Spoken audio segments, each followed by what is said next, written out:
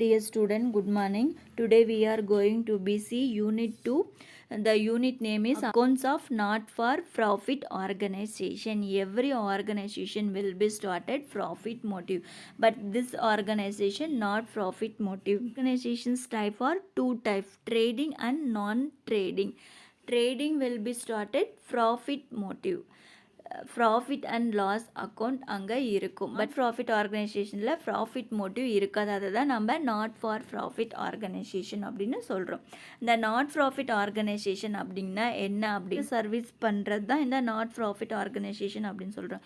பப்ளிக்காகவும் இல்லை ஒரு short and group பீப்புளுக்காகவும் இது சர்வீஸை ப்ரொவைட் பண்ணும். நாட் ஃபார் ப்ராஃபிட் பப்ளிக்கு சர்வீஸ் பண்ணுற கம்பெனி என்ன அப்படின்னு பார்த்தோம் அப்படின்னா பாருங்கள், ஆர்ட் அப்படிங்கிறது, ஒரு கல்ச்சுரல் அப்படிங்கிறது, எஜுகேஷன் அப்படிங்கிறது, ஸ்போர்ட்ஸ் அப்படிங்கிற ஒரு நேமில் தான் இந்த ஆர்கனைசேஷன் இருக்குது. இதெல்லாம் தான் நம்ம நாட் ஃபார் ப்ராஃபிட் ஆர்கனைசேஷன் அப்படிங்கிறோம். அதனுடைய அந்த ஆர்கனைசேஷனுடைய நேம் ஆர் கம்பெனி எப்படி இருக்கும் அப்படின்னு பார்த்தீங்கன்னா, சேரிட்டபிள் இன்ஸ்டிடியூஷன் அப்படிங்கிற நேமாக இருக்கும், எஜுகேஷ்னல் இன்ஸ்டிடியூஷன்ஸ் அப்படிங்கிறதுல இருக்கும், cultural societies, sports and recreations club, hospitals, literature associations, libraries, இந்த மாதிரி தான் அதனுடைய நேமில் இருக்கும் இந்த ஆர்கனைசேஷன். நாட் ப்ராஃபிட் ஆர்கனைசேஷன்ஸ் அப்படின்னு சொல்கிறோம். நாட் ப்ராஃபிட் ஆர்கனைசேஷன் அப்படின்னு சொல்கிறோம். ஆர் நான் ட்ரேடிங் கன்சர்ன் அப்படின்னு சொல்கிறேன். Not for profit organisation and நான் ட்ரேடிங் ஆர்கனைசேஷன் அப்படின்னு இதை சொல்கிறேன். இதுக்கான ஃபண்டெல்லாம் யார் டொனேட் பண்ணுவாங்க அப்படின்னு பார்த்தோன்னா, டொனேஷன்ஸ் மூலிமா இதுக்கு ஃபண்டு வரும். கிராண்ட் கமிஷன், கவர்மெண்ட்லேருந்து ஃபண்டு வரும். ஆர் ஃபாரின் சப்ஸ்கிரிப்ஷன் மூலிமா தான் இதனுடைய ஃபண்டு இருக்கும். இது நாட் ஃபார் ட்ரேடிங் அப்படிங்கிறனால நம்ம இங்கே ப்ராஃபிட் ஆர் லாஸா அப்படிங்கிற அக்கௌண்ட்டை நம்ம இங்கே ஃபைண்ட் அவுட் பண்ண மாட்டோம். பட் பேலன்ஸ் ஷீட்டை ஃபைண்ட் அவுட் பண்ணுவோம். அதுக்காக தான் income and receipt or payment. இங்கே இன்கம் இருக்குது, பட் நம்ம ஃபண்டு ஒரு ட்ரஸ்ட் டொனேஷனாக ரிசீவ் பண்ணுறோம் அப்படிங்கிறனால இங்கே ரிசிப்ட் அண்டு பேமெண்ட் அக்கௌண்ட்டை நம்ம ஃபைண்ட் அவுட் பண்ணுவோம். நான் ப்ராஃபிட் ஆர்கனைசேஷனுடைய ஃபியூச்சர்ஸ் பாருங்கள். Not for profit organizations are the organizations which functions without any profit motive. இது எந்த ஒரு ப்ராஃபிட் மோட்டிவாகவும் இந்த நான் ஆர்கனைசேஷன்ஸ் இயங்காது அப்படின்னு சொல்கிறாங்க. செகண்ட் ஒன் பாருங்கள். Their main aim is to provide service to a specific group or the public at large. ஒரு ஷார்ட் அண்ட் குரூப்பாகவும் ஆர் பப்ளிக்காகவும் சர்வீஸ் பண்ணுற ஒரு ப்ராஃபிட் மோட்டிவில் தான் இந்த நான் ஆர்கனைசேஷன்ஸ் இருக்குது. Generally, they do not undertake business or trading activities. இது ஒரு trading activities கிடையாது. Only for non-trading activities and service motive. Their main sources of income include subscription from the members, donation, grant in the government. இதனுடைய main income எங்கேருந்து வரும்னா donation மூலிமா தான் வரும். Or foreigners and grant foreign government மூலிமா தான் இதுக்கு fund கிடைக்கும். இதில் இந்த யூனிட்டில் நம்ம என்னென்ன அக்கௌண்ட்டை ஃபைண்ட் அவுட் பண்ண போகிறோம்னா, ரிசிப்ட் அண்ட் பேமெண்ட் அக்கௌண்ட்டை ஃபைண்ட் அவுட் பண்ண போகிறோம். இன்கம் அண்ட் எக்ஸ்பெண்டிச்சர் அக்கௌண்ட்டை நம்ம ஃபைண்ட் அவுட் பண்ண போகிறோம். தென் லாஸ்ட் ஒன் பேலன்ஸ் ஷீட்டை நம்ம ஃபைண்ட் அவுட் பண்ண போகிறோம். So next one important one என்னன்னு பாருங்கள். Section 80 of Indian companies act aspect 2013 ஆஸ்பெக்ட்டுக்கு இந்த கம்பெனியை ரெஜிஸ்டர் பண்ணியிருக்காங்க. நம்ம இன்கம்ப்ளீட்டட் ரெக்கார்ட்ஸில் பார்த்தோம். இது கம்பெனிஸ் ஆஸ்பெக்ட் ரெஜிஸ்டர் பண்ணல, பட் இந்த நாட் ப்ராஃபிட் ஆர்கனைசேஷன் ரெஜிஸ்டர் பண்ணியிருக்காங்க. பிகாஸ் கவர்மெண்ட்லேருந்து இதுக்கு ஃபண்டு வருது, ட்ரஸ்ட் மூலியமாக ஃபண்டு வருது, தென் டொனேஷன் மூலியமாக ஃபண்டு வருது. ஆர்கனைசேஷன் இயங்குது அப்படிங்கிறதுக்காக இது கம்பெனிஸ் ஆஸ்பெக்ட் அதை ரெஜிஸ்டர் பண்ணியிருக்காங்க. ரிசிப்ட் அண்டு பேமெண்ட் அக்கௌண்ட்டோடைய ஸ்டெப்பு பார்க்கலாம் வாங்க. ஸோ ஃபார்மேட்டு இதுதான் நம்மளுடைய ஃபார்மேட் ஆஸ்பெக்ட் என்ன அப்படிங்கிறது பாருங்கள்.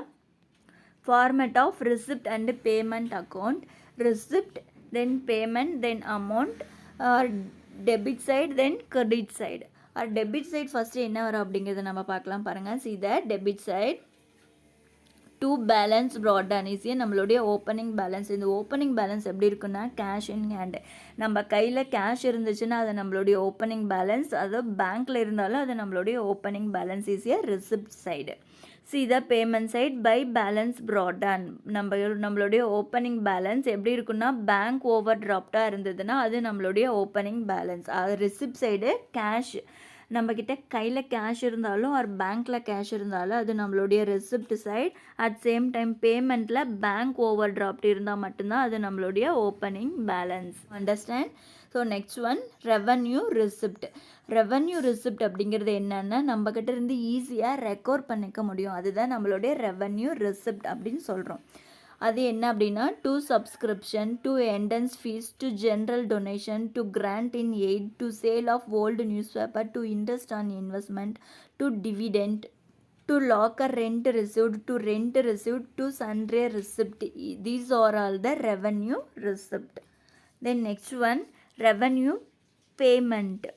ரெவன்யூ பேமெண்ட் அப்படிங்கிறது இதுவும் நம்மக்கிட்ட இருந்து ஈஸியாக ரெக்கவர் ஆகிறது தான். பட் நம்மக்கிட்ட இருந்து பணம் வெளியே போகுது, அது நம்மளுடைய பேமெண்ட் அப்படின்னு சொல்லுவோம். நம்ம already bills payable account, bills receivable account அப்படிங்கிறது என்ன அப்படிங்கிறது பார்த்தோம். பில்ஸ் ரிசிப்ட் அப்படின்னா கிட்ட பணம் வரதெல்லாம் நம்மளுடைய ரிசிப்ட், இது பே பண்ணுறோம் அப்படிங்கிறதெல்லாம் நம்மளுடைய பேமெண்ட் அப்படிங்கிறது பார்த்தோம் பாருங்கள். பை சேலரிஸுங்கிறது நம்மக்கிட்ட இருந்து வெளியே போகுது, பை நம்மக்கிட்ட இருந்து வெளியே போகிறது தான் salaries, rent paid, electricity charge, postage, rent and taxes, insurance, advertisement, telephone charges, entertainment expenses, by audit fees, by repairs, by upkeep of ground, papers and periodicals, office expenses, guarding expenses and sundry expenses.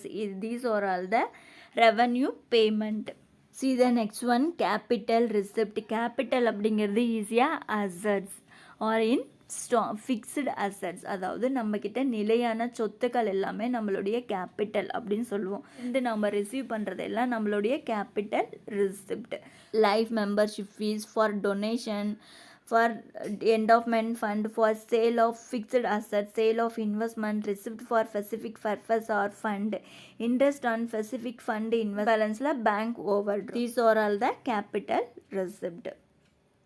So next one, capital payment. Capital payment by fixed assets, நம்மக்கிட்ட இருந்து நிலையாக இருக்குது, அந்த நிலையாக இருக்கிறதுல நாம் pay பண்ணுறோம், ஈஸியாக fixed assets. By investment, by repayment of loan, by closing balance, cash in hand, cash at bank. These are all the capital payment. சம்ம நான் நடத்தும் போது உங்களுக்கு கிளியராக என்ன அப்படிங்கிறது அண்டர்ஸ்டாண்ட் ஆகும். Okay, thank you student.